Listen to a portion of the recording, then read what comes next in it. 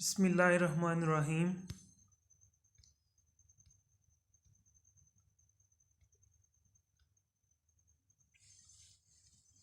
Accounting के first lecture में हमने पढ़ा था need of accounting,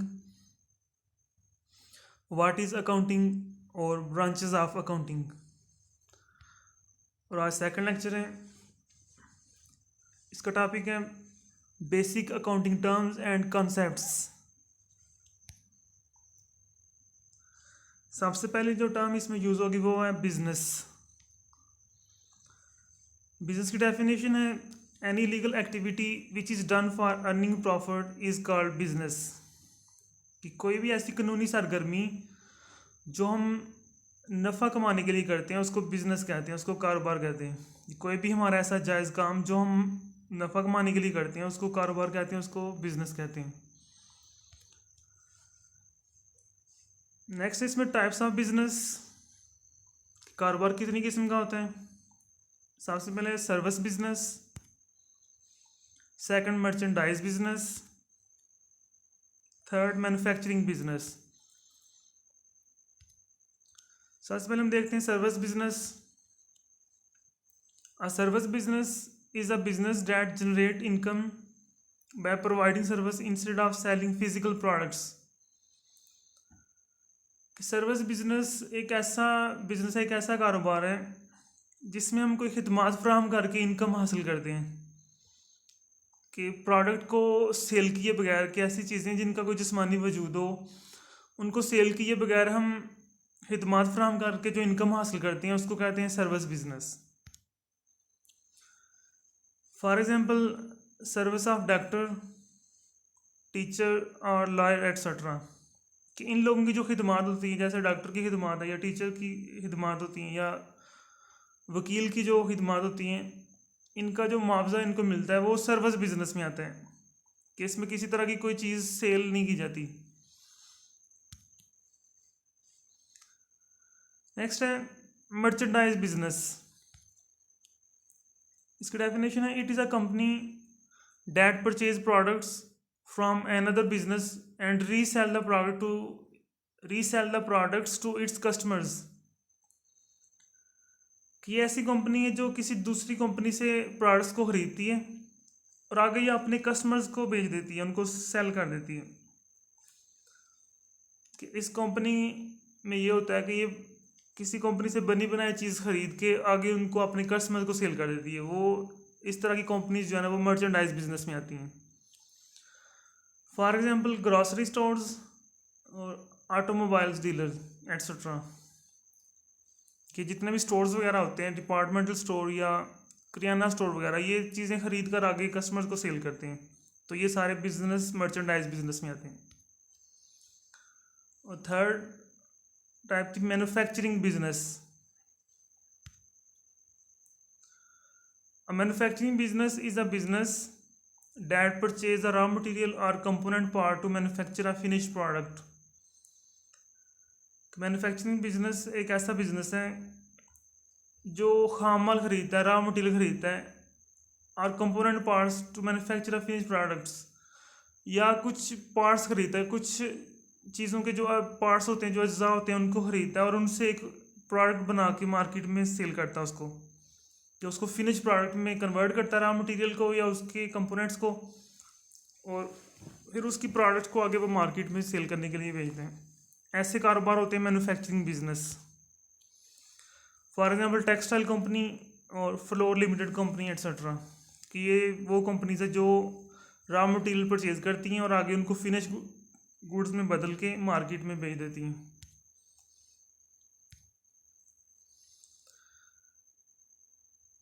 next forms of business. कि कारोबार की कितनी सूरतें होती हैं?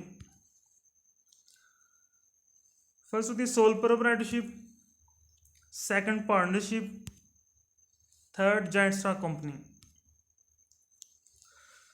सबसे पहले हम देखते हैं sole proprietorship. The sole proprietorship is the simplest business form under which one person can operate a business.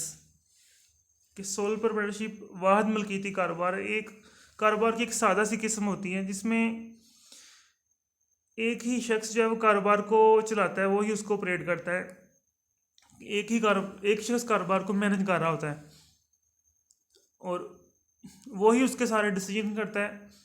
अगर कारोबार में नफ़ा या नुकसान हो तो वो अकेला ही उसका मालिक होता है, उसे खुद ही बर्दाश्त करना पड़ता है। सेकंड इसके टाइप में partnership. A partnership is a form of business where two or more people to manage and operate a business and share its profit. Partnership शराकती कारोबार को कहते हैं। ये एक ऐसा बिजनेस है, बिजनेस की एक ऐसी किस्म है जहाँ पे दो या दो से ज़्यादा लोग मिलकर किसी कारोबार को मैनेज करते हैं, उसको चलाते हैं और उससे जो प्रॉफिट हासिल होता है वो आपस में उसको शेयर करते हैं, उसको आपस में बांट लेते हैं। और थर्ड फॉर्म थी इसकी joint stock company, an association formed by many people. कि ये एक ऐसी अंजुमन है जिसको बहुत सारे लोग मिलकर तश्कील देते हैं, बनाते हैं। To carry on a certain business for profit, जो कि एक काबिल यकीनी कारोबार कर रहे होते हैं मुनाफा कमाने के लिए। And contribute their capital in the form of share to run the business, और वो अपना अपना सरमाया इसमें कंट्रीब्यूट करते हैं, इसमें लगाते हैं शेयर की किस्म में, कि वो इस कंपनी के शेयर्स खरीद कर उसमें अपना सरमाया लगाते हैं ताकि उससे कारोबार को चलाया जा सके।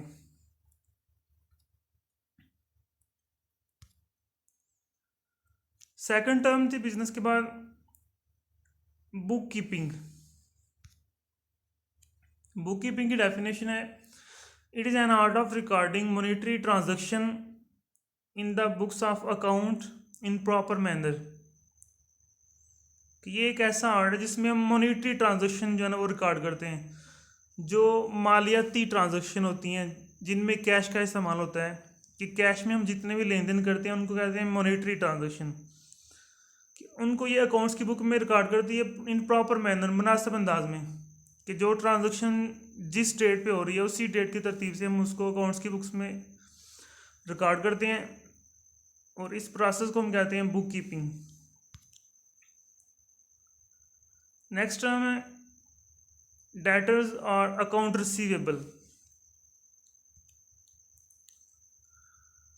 The person to whom goods have been sold on credit basis and from whom businesses to receive money in near future are called debtors. ऐसे लोग जिनको कारोबार उधार पर चीज़ें सेल करता है और बिजनेस ने, कारोबार ने इन लोगों से फ्यूचर में जो है ना वो उसकी अमाउंट वसूल करनी होती है, उसकी रकम वसूल करनी होती है, तो ऐसे उन लोगों को हम कहेंगे डेटर्स। कि ऐसे लोग जो कारोबार से उधार पर चीज़ें खरीदते हैं और वो आने वाले वक्त में उसकी पेमेंट करेंगे, उनको हम डेटर्स कहते हैं। कि जो लोग कारोबार के मकरूज होते हैं उनको हम डेटर्स का नाम देंगे, इनको हम अकाउंट रिसीवेबल भी कह सकते हैं। इसी के अपोजिट टर्म है क्रेडिटर्स और account payable. The person from home goods have been purchased on credit basis and to whom the money is to be paid in near future are called creditors। कि ऐसे लोग जिनसे कारोबार उधार पर चीज़ें खरीदते हैं, क्रेडिट पर चीज़ें खरीदते हैं, और उनको जो उसकी पेमेंट अदा करनी होती है वो फ्यूचर में पेमेंट करेगा उसकी, कि आने वाले वक्त में हम उसकी अदायगी करेंगे। तो ऐसे लोगों को हम क्रेडिटर्स कहते हैं। कि ऐसे लोग जिनसे हम उधार पर चीज़ें खरीदते हैं और उनकी पेमेंट हम नेक्स्ट पीरियड में करेंगे, उनको हम क्रेडिटर्स का नाम देंगे। कि ये वो लोग हैं जिनका कारोबार मकरूज होता है। उसके बाद है गुड्स और मर्चेंडाइज। गुड्स और मर्चेंडाइज को हम कहते हैं अशिया। All those things which are purchase for resale purpose are called goods. कि तमाम वो चीज़ें जिनको हम खरीदते हैं दोबारा बेचने के लिए, उनको हम गुड्स का नाम देंगे या मर्चेंडाइज का नाम देंगे। हर वो चीज़ जिनको हम दोबारा बेचने के लिए ख़रीदते हैं उनको गुड्स कहते हैं, और वो चीज़ें जो हम अपने पर्सनल यूज़ के लिए परचेज़ करते हैं उनको हम गुड्स का नाम नहीं देंगे।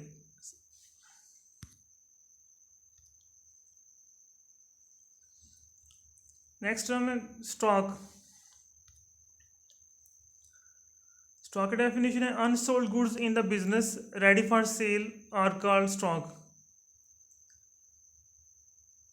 ऐसी चीज़ें जो बेचने के लिए तैयार है लेकिन अभी तक सेल नहीं हुई है, अभी तक बेची नहीं है, उनको हम स्टॉक कहते हैं। सेम पीछे हमने जो टर्म पढ़ी वो गुड्स और मर्चेंडाइज है, और ये स्टॉक। मिसाल के तौर पर हमने मार्केट से बुक्स परचेज किए हैं, 1000 पीस परचेज किए हमने बुक्स के, और उनमें से 800 हमने सेल कर दिए। तो जो रिमेनिंग 200 रह जाएंगी वो हमारा स्टॉक होगा। टोटल जो हमने परचेज किए वो हमारी गुड्स होंगी, और सेल करने के बाद जो रिमेनिंग हमारे पास रह जाएंगी, जो बच जाएंगी कारोबार में, उनको हम स्टॉक कहेंगे। नेक्स्ट टर्म है डिस्काउंट। डिस्काउंट की डेफिनेशन है the concession given in the price of goods is called discount. चीज़ों की कीमत पर जो रियायत दी जाती है उसको डिस्काउंट कहते हैं, उसको कटौती कहते हैं। कि अशिया की कीमत पर जो कटौती मिलती है, जो रियायत मिलती है शॉपकीपर की तरफ से, क्रेडिटर्स की तरफ से या दुकानदार की तरफ से, उसको हम डिस्काउंट कहते हैं। There are 2 types of discount, कि डिस्काउंट की 2 किस्में हैं। सबसे पहली कैश डिस्काउंट।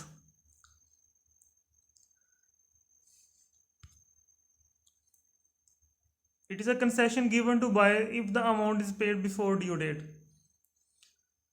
अगर हम बायर को, खरीदार को कंसेशन दे रहे हैं, रियायत दे रहे हैं, अगर वो वक्त से पहले पेमेंट कर देते हैं।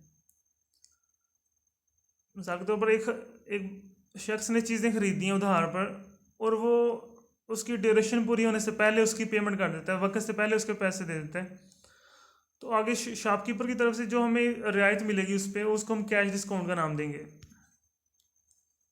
और सेकंड इसकी टाइप है डिस्काउंट की trade discount. It is a concession given to buyer in the list price of goods sold. कि ये ऐसी कंसेशन है जो बायर को दी जाती है इन the list price of goods sold, कि जो चीज़ें हम बेच रहे हैं उनकी लिस्ट प्राइस पर। लिस्ट प्राइस कहते हैं कि जो प्रोडक्ट हम परचेज कर रहे हैं उसके ऊपर जो कीमत लिखी होती है उसको हम लिस्ट प्राइस कहते हैं, उसको हम कैटलॉग प्राइस भी कह सकते हैं। तो उस प्राइस पे जो डिस्काउंट दिया जाता है, मिसाल के तौर पर एक चीज़ 100 रुपये की है और दुकानदार हमसे उस कम उसके पैसे मांग रहा है, तो वो जितने अमाउंट कम कर रहा है उसको हम ट्रेड डिस्काउंट का नाम देंगे।